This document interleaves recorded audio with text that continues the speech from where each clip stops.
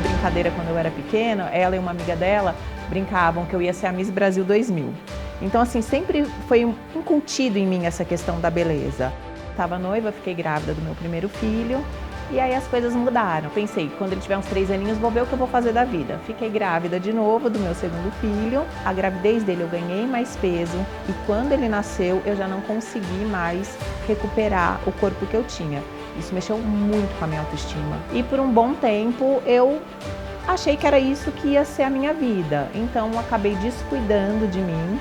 Eu acho que mexe com qualquer mulher, mas ainda mais eu que tinha essa questão da beleza muito incutida em mim, então isso foi bem pesado.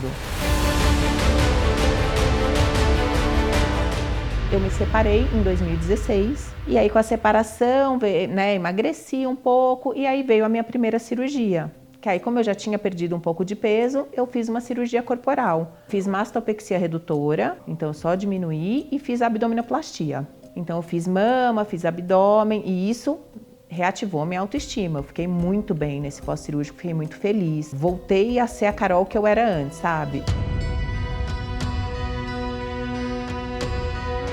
Isso foi em 2018. Aí em 2019 eu resolvi que eu precisava tocar minha vida, né? Que estava na hora de não deixar de ser mãe, porque isso eu nunca vou deixar de ser, mas deixar um pouquinho de lado e voltar um pouco a Carol. E aí eu resolvi estudar.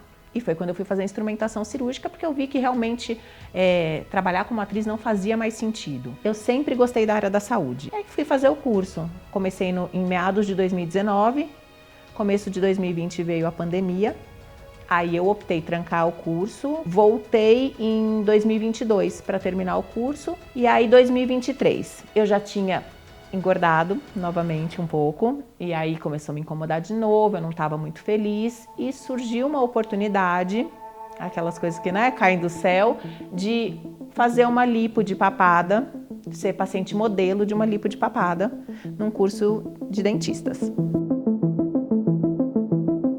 Isso eu vi na internet, coisa de Instagram, enfim, apareceu. Eu estava já pesquisando, eu já estava muito infeliz com a questão. A minha papada estava me incomodando. E aí eu comecei a pesquisar e aí o algoritmo começou a disparar um monte de coisa para mim. E aí apareceu, paciente modelo. Eu falei, poxa, eu não estava trabalhando na época, então não tinha também condição de pagar uma cirurgia. Fui selecionada para paciente modelo. E a ideia era fazer uma lipo de papada, era isso o acordado. Isso foi feito assim num consultório, não foi em hospital. Tinha lá com anestesia local, eu acordada. E a princípio falaram que ia ser algo em torno de 1h30, 2 horas de procedimento. Vão umas 5 horas. Então ali eu entendi que houve um uso excessivo de anestésico para ser em consultório. Eu não estava monitorada. Aí um risco que eu só vim perceber depois. E lá na hora perceberam que ia ter um excesso de pele ali e resolveram eles. Eu virei de paciente modelo, eu virei de paciente cobaia, porque a partir daí não foi acordado comigo. Eles resolveram que eles teriam que fazer um corte aqui para tirar o excesso de pele. E aí isso foi feito. Então por isso também que demorou mais o procedimento.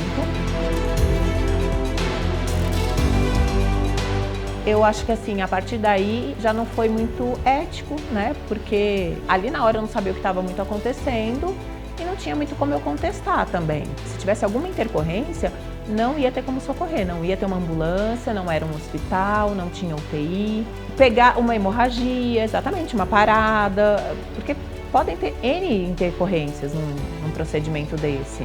Enfim, saí de lá satisfeita com o resultado imediato. O resultado dos primeiros 2, 3 meses, eu gostei.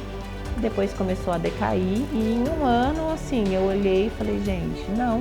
Quando eu comecei a desinchar, começou a aparecer essa pelinha aqui. Aquilo começou a me incomodar, porque não tinha a gordura, mas tinha a pele. Foi um impulso. Eu fui totalmente de impulso, porque eu tinha uma dor muito grande, que era olhar pra mim e ver aquela papada, aquilo me envelhecia, me engordava. Então a minha dor era muito grande e a dor às vezes cega a gente. Uma das meninas que estudou comigo trabalhava aqui com o Dr. André, a Thaís, E ela mandou no grupo, gente, a gente precisa de alguém a princípio, para cobrir uma menina que trabalhava aqui com a doutora Rafa, com a doutora Rafaela, que também é cirurgiã plástica, ela é assistente do doutor André. E aí ele me deu a oportunidade de trabalhar com a doutora Rafa a princípio.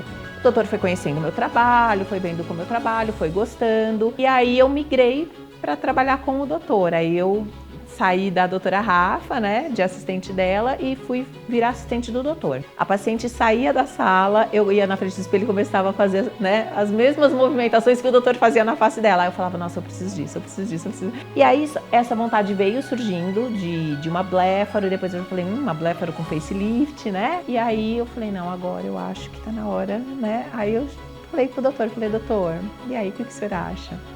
Falou, não, vamos lá, Carol, é teu sonho, é tua vontade, eu acho que dá sim. E aí, vamos entrar aí nessa jornada juntos.